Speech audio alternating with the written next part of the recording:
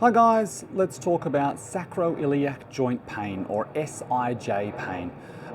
What it is, how it's happened, and some stretches and strengthening that we can do to make sure you're in a better position moving forward. So your SIJ, your sacroiliac joint, is at the top of your pelvis here, or the base of your spine. The sacrum, the sacro, attaches into the iliac crest of your pelvis, or the iliac. So the sacroiliac joint, this has become unstable for some reason. It could be because of pregnancy, that's a big one. As hormones relax, your muscles in this area here, everything tends to relax, and then your hips become unstable. It could be because of an injury, where perhaps a trauma, where a jolting has happened, and then your hips have become unstable. Or maybe it's because of heavy lifting, or a disc bulge, or something like this, which has caused a misfiring of nerves and muscle patterns through the area and has caused the whole area to become unstable. And then usually what happens is, because of that joint instability, the muscles in the local area spasm and tighten right up to create stability. And then you end up getting spasming pains, particularly in the glutes, in the low back, sometimes even down the legs as well.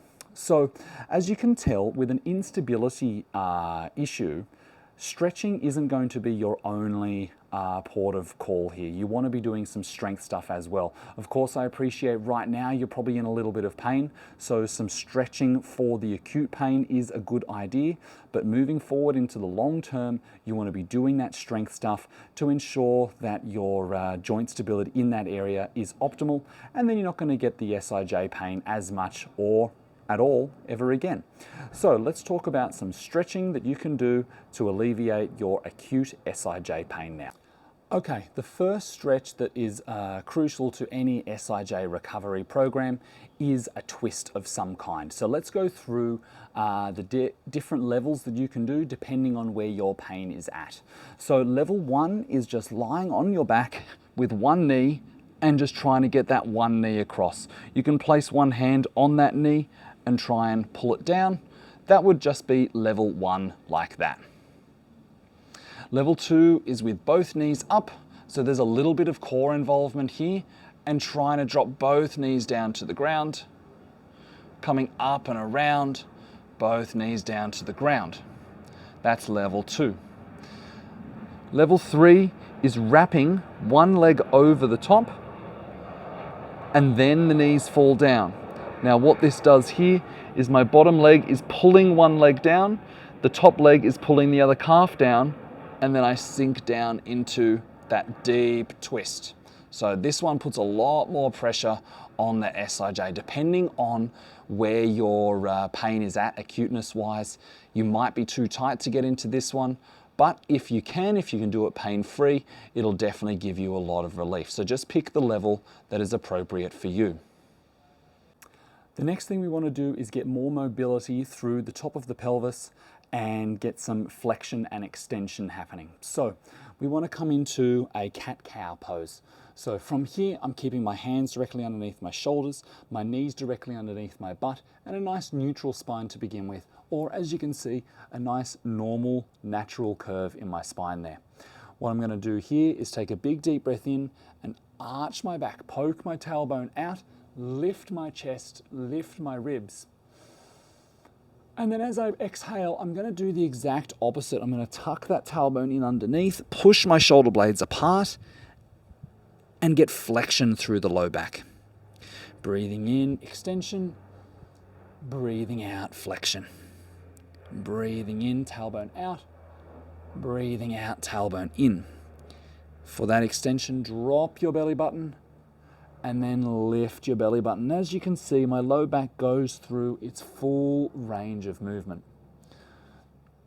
If you can do that one with no pain at all, then you can tuck your toes and actually do it with your knees elevated ever so slightly. Same thing. This one just requires a little bit more core strength. You can take a break at any time, place the knees on the floor and continue your regular cat-cow. But if you can do it with knees elevated, it'll just recruit a little bit more core. And as we mentioned, we want to try and get a little bit more stability into that sacroiliac joint as well. Okay, out of those movements, usually it's the extension, e.g. arching, that gives us a lot of relief when we have SIJ pain.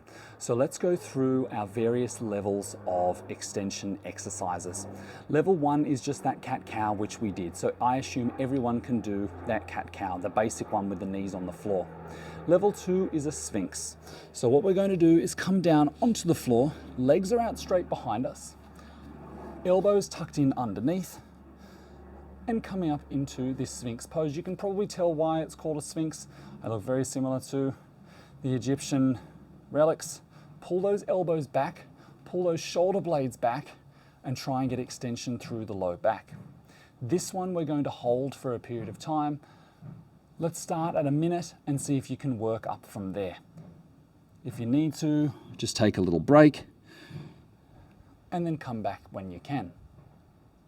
Level 3, if we assume cat-cow was level 1, level 3 is to an upward facing dog. So it's the same as this sphinx pose, but with our hands tucked in underneath and then lifting our chest. As you can see on the side here, I get a lot more extension through that low back. It's quite a relaxing position if you are flexible enough to get into it, but if your pain is quite acute, you might find this a little bit too much. So just see how you go with your sphinx pose first. Finally, we can combine a couple of movements, the child's pose into the upward facing dog. So starting in our neutral cat-cow type position, we push back into a child's pose. So I have my toes pointed. In this case, I'm actually going into full low back flexion with my butt out and my low back slightly rounded over. I'm going to tuck my tailbone in underneath as I come forward to neutral, and then breathe out as I drop into upward facing dog. This is a great one for getting movement through that SIJ, but just depending on how acute your pain is. You might not be up to this one yet, but if you're more of a chronic SIJ person and you just need a little bit of movement before you're starting a workout, or maybe you've exhausted those other ones and this one gives you a bit more relief, it will definitely open you up. So pushing back to child's pose, keep that tailbone tucked in underneath as you come forward, breathing out, relaxing, the belly button comes forward into upward facing dog. Next we have our glutes. So typically when your SIJ is locked up and is tightening up, you'll also get a spasm in your glutes, in the deep hip rotators. So the spiky ball will often give you a little bit of relief. It's not the be all and end all, but it'll definitely help. So let's place the ball underneath your glute, and level 1 is just sitting on the ball, rotating the knee out like so, and just finding that trigger point and just hanging out there. If you find that spot which is quite tight, just sit, relax, let your butt mold over the ball. Level 2 is with your foot up on the opposite knee. So I place this foot up here, and then my glute is now open a little bit wider, a little bit deeper, and I can get more weight down into that ball as I'm now in that external rotation position. However, you may find, as you can see here, when I get into this position, that this forces my back into a little bit of flexion. My low back is slightly rounded over. So by getting into this this ball trigger pointing, that may actually irritate my back a little bit more, even though the glute feels good. So the other one you can do, if that ball does actually irritate your back slightly, is just your standard pigeon pose. So our levels on the pigeon are as follows. Level 1 is just your 90-90, chest up high, trying to fall forwards, keeping that front leg into external rotation. Level 2 is with that back knee tucked in underneath, and then falling forwards, elbows down on the floor. You might find it a little bit easier with your hands up, and then you can sink back a little bit deeper. So if I do this side on, you can see I'm trying to get my weight backwards as I stretch out that glute. And now you can see I'm getting low back flexion. So potentially this one might actually be a little bit more comfortable for you than sitting on the ball. You might think that that's giving you glute relief, but it might just be irritating your back. So in which case the pigeon might be the answer for you. Okay, now that we've done our stretching, let's talk about some of the strength things we can do to provide more stability to our low back and the whole general sacroiliac area. Our first is just a traditional plank exercise. So depending on your level of acute pain, you might just be best to start with your knee plank. So starting down, elbows on the floor, knees on the floor, and the most important part of the plank is just that tucking of the tailbone in underneath, creating a little bit of tension, drawing the lower abs in towards your stomach, and then your ability to keep breathing the whole way through. If you find your low back arches like this, you've probably either done too much or you're on a level too high. So as long as you can maintain that tightness, and as long as you can breathe the whole time instead of feeling like you're about to explode, then you can keep going through your plank and keep getting stronger. Level 2 is the same thing, but with one knee elevated, so it's just a little bit harder. And then level 3, of course, is your standard plank with your knees off the floor, holding, drawing in, and still being able to breathe, still being able to talk your way through this plank. If you can't do 30 seconds, it's too difficult, go down a level. If you can do 1 minute, then you're probably ready to go up one level. If you can already do level 3 with over a minute, then let's start talking about some other things you can do as well. Side planks.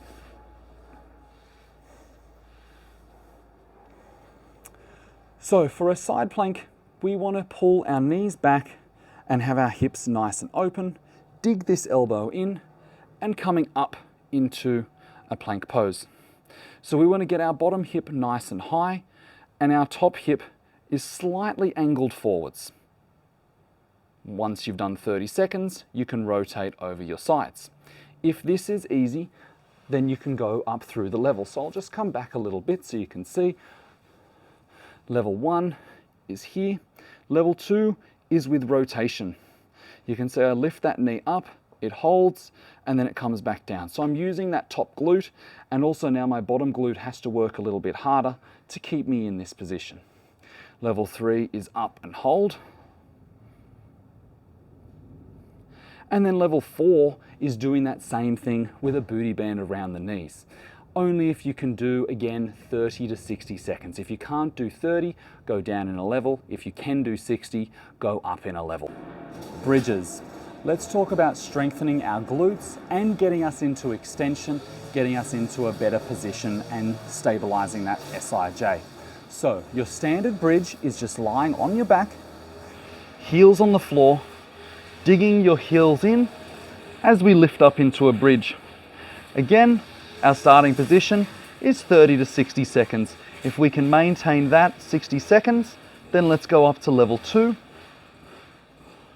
which is tucking one knee into our chest, digging and holding.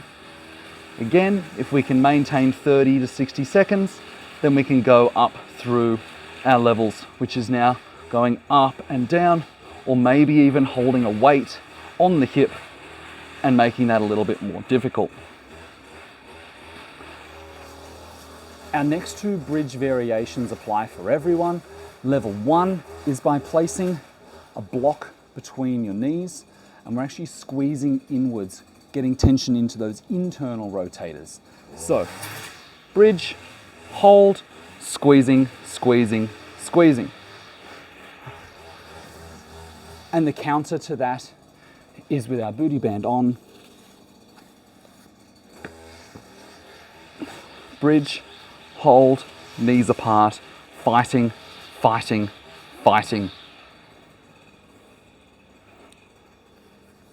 Again, if you can't do 30 seconds, make it a little bit easier, potentially use a lighter band. If you can do a minute, then start doing your up and downs, or start making it a little bit more challenging by adding some weight as well. Our next exercise is your crab walks, which is going to aid with external rotation of the hip and just general stability in the area. So start with your band around your feet, feet a little bit wider than shoulder width, heels apart, toes pointing straight ahead. What we want to avoid is your heels coming inwards like this, toes out. We want to have your heels and toes pointing in the same direction. From here, little steps, no more than an inch, one at a time. Little steps, returning, little steps, little steps, little steps. There's no right or wrong in how many steps you should take. It's more about that time under tension, you guessed it, 30 to 60 seconds. If you can do 60 seconds of this, maybe look at getting a tougher band or starting with your feet even wider apart and really getting that tension on. Most important is to not allow those knees to roll inwards. Yes, I want your feet nice and wide. Yes, I want you to make this as difficult as possible. But if your knees are rolling inwards like this, then it's defeating the purpose. We need to stay in external rotation. Our next exercise for the glutes is one I affectionately call the butt crush. So what we do is place one foot on the wall and the other foot out in front, so I'm in a lunge position effectively. This back shin is horizontal, it is parallel to the floor. So it's not angled up like this, it's at horizontal. I drop into a lunge, I've got 50% of my weight on my front leg, 50% on my back leg. I kick as hard as I can with my back leg to come forwards. I kick as hard as I can with my front leg to go backwards. And in the end, I actually stay exactly where I am. Both legs fighting against each other, pushing, pushing, pushing, pushing, pushing. Both glutes working incredibly hard to keep me exactly where I am. After 30 seconds, you should feel those glutes really, really fired up. Let's change legs. Foot back on the wall, other foot in front, down, hold, 30 seconds. Tight, pushing, pushing, pushing, pushing, 3, 2, and then coming off the wall. You should really know about it at the end of 30 seconds times 2. Our final series of exercises is down on the floor again, trying to connect our upper body and our lower body together whilst maintaining core stability. Level 1 is called the dead bug. So we lie down on our back with our knees up in tabletop and our hands directly up in the air. From here, we're going to start by just dropping one foot to the floor and back, one foot to the floor and back, one hand to the floor and back, one hand to the floor and back. Assuming your SIJ pain isn't acute enough that you can do this with no pain, then let's move to level 2, which is trying to get one foot and the opposite hand going at the same time. So I'm going to drop my right foot and my left hand. Back to the center. Left foot, right hand. Back to the center. As you get stronger, you can stretch out that leg.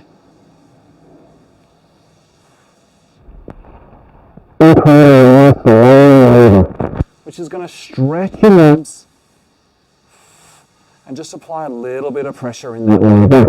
Now, as you do this, attempt to say this is too difficult, is that your back is arching off the ground. If you can't maintain a little bit of pressure down on the floor with your low back, you might even want to get into a little bit of flexion.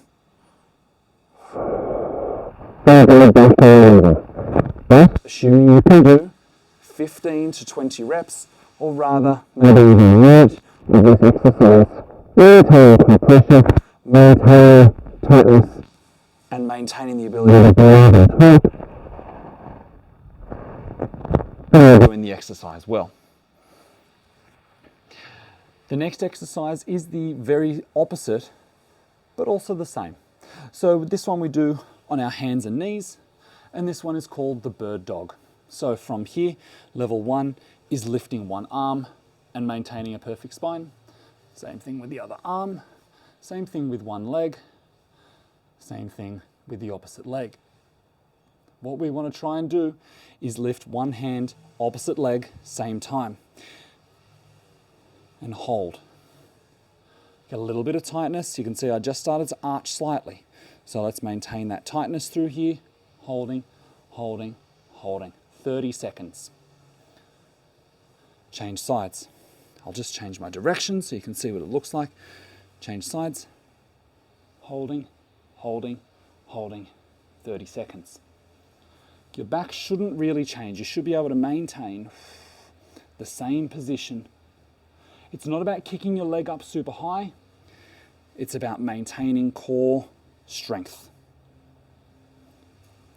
If that one is not too hard and we can maintain 30 seconds, then let's go into our next exercise, which is apart, breathing out together, coming into extension, coming back to flexion, breathing and holding, breathing and holding. Okay, I've given you quite a few exercises and stretches you can do to alleviate some of your SIJ pain and then strengthen and stabilize the area to get you into a stronger position moving forward. Just remember with your stretches, don't overdo it. The main reason you need to stretch is to get out of acute pain now. And with your strength stuff, you want to just be progressing slowly at a rate that is right for you. So I gave you option 1, 2, and 3 on a lot of things. Start on 1, see how it goes. If you wake up tomorrow and feel worse, then either go down a level or just go on the same level, but just go a lot slower and more controlled. As you build up through the levels, your pain should start to decrease until eventually you won't need to do these too often. Speaking of which, how often should you? How long should you? Just a reminder, our stretches are long and slow, between 1 and maybe even 3 to 5 minutes. For our strength stuff, it's the same sort of time under tension, 15 to 20 reps or about 1 minute per set. Again, slow, stable. That is the method that we're using to stabilize that sacroiliac joint. Good luck. Let me know how you go. Fingers crossed, and that SIJ pain should go away within a couple of weeks.